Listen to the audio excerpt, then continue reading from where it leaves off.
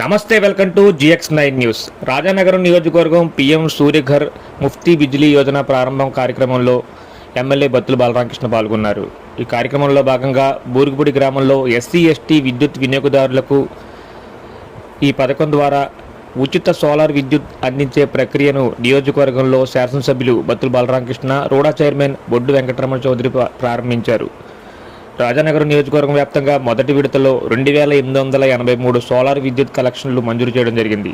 ఈ కార్యక్రమంలో యూటిలైట్ let aggregation mode పద్ధతి ద్వారా నిర్వహించబడుతుందని తెలిపారు. దీని ద్వారా లబ్ధిదారులకు ఎటువంటి ఇబ్బంది లేకుండా ప్రభుత్వం మరియు సంబంధిత సంస్థల సమన్వయంతో సోలార్ వ్యవస్థలు అమర్చడం జరుగుతుందన్నారు. ఈ కార్యక్రమంలో NDA కూటమి నాయకులు, SC/ST లబ్ధిదారులు, విద్యుత్ అధికారులు పాల్గొన్నారు. ఇచ్చేసినటువంటి అధికారులకి ప్రతి ఒక్కరికి కూడా పేరు పేరున హృదయపూర్వక నమస్కారాలు. PM సూర్యఘర్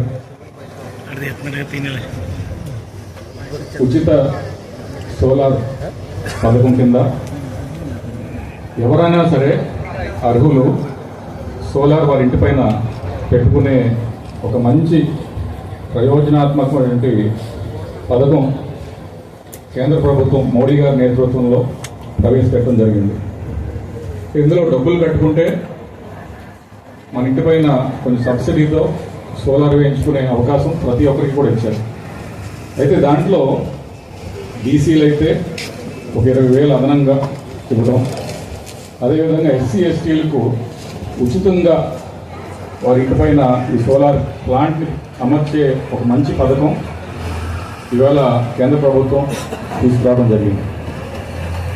ఇందులో ఇప్పుడు ఇందాక ఈ గారు చెప్పినట్టుగా ఇప్పటికే 200 యూనిట్లు లోపు ఉన్న SC/STలు అందరికీ కూడా ఉచితంగా మనం కరెంట్ ఇస్తున్నాం కదా, మరి ఇది అమర్చుకుంటే ఏంటి లాభం అని చెప్పేసి అందరూ అడగవచ్చు. ఇందులో 2 అంశాలు ఉన్నాయండి. ఒకటి, మీరు ఈ సోలార్ ప్లాంట్ మీ ఇంటి పైన అమర్చితే ప్రభుత్వం మీకు నెల 200 రూపాయలు లబ్ధిదారులు చేస్తుంది. ఇది ఒక అడ్వాంటేజ్ మనకి. రెండో అంశం ఏంటంటే, ఇందాక పెద్దలు చెప్పారు, మన దేశం స్వావలంబన కోసం ఆటపడుతుందని. అంటే మనం ఏదైతే విద్యుత్ తయారు చేస్తున్నామో ఇవన్నీ మనకి దిగుమతి అయ్యే, అంటే ముడి చమురు కానివ్వండి, పెట్రోల్ డీజిల్ దిగుమతులు కానివ్వండి, అలాగే బొగ్గు దిగుమతులు కానివ్వండి, ఇవన్నీ మన దేశ ఆర్థిక పరిస్థితులపైన చాలా ప్రభావం చూపిస్తున్నాయి. అవన్నీ ఎలా తగ్గించుకోవాలి అనే ఉద్దేశంతో కేంద్ర ప్రభుత్వం తీసుకొచ్చినటువంటి పథకం సూర్యఘర్ అనే పథకం. సోలరైజేషన్ కింద అంటే మనం ఎప్పుడు కూడా SC/STలకు ఆల్రెడీ 200 యూనిట్స్ వరకు ఫ్రీ ఇస్తూ ఉంది గవర్నమెంట్. ఎవ్రీ మంత్ 200 యూనిట్స్ SC/STలకు ఫ్రీ ఇస్తూ ఉంది. అయితే ఈ SC/ST సోలరైజేషన్ స్కీమ్ కింద ప్రతి ఒక్కరికి కూడా ఒకరికి 1,36,000 చొప్పున గవర్నమెంట్ ఖర్చు చేసి మీ ఇంటిపై మీకు జనరేషన్ అయ్యే విధంగా ఒక సోలార్ ప్లాంట్ని గవర్నమెంటే ఏర్పాటు చేయడం జరుగుతూ ఉంది. అంటే ఈ కాన్స్టిట్యున్సీలో సుమారు 3,000 వరకు శాంక్షన్ అయినాయి. మొదటి విడతలో 2,883 ఇప్పుడు ఏర్పాటు చేస్తూ ఉన్నాం. దీని కింద సుమారు 38 crores రాజానగరం కాన్స్టిట్యున్సీలో ఖర్చు పెట్టి ఈ సోలార్ ప్లాంట్స్ వేయడం జరుగుతూ ఉంది.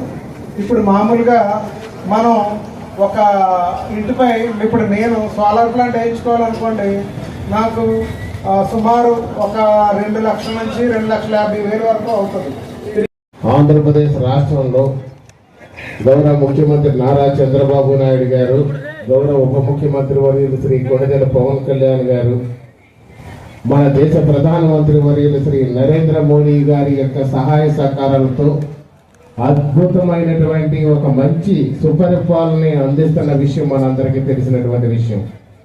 ప్రజలందరూ కూడా చాలా సంతోషంగా, సుభిక్షంగా, ఆనందంగా అభివృద్ధి చెందుతూ, మరొక పక్కనే సంక్షేమాన్ని చక్కగా పొందుతూ, కూటమి ప్రభుత్వాన్ని జేజేలు పొందుతున్నటువంటి ప్రజానికానికి మరొక్కసారి అందరినీ నేను నా యొక్క హృదయపూర్వకంగా మిమ్మల్ని అందరినీ అభినందిస్తున్నాను.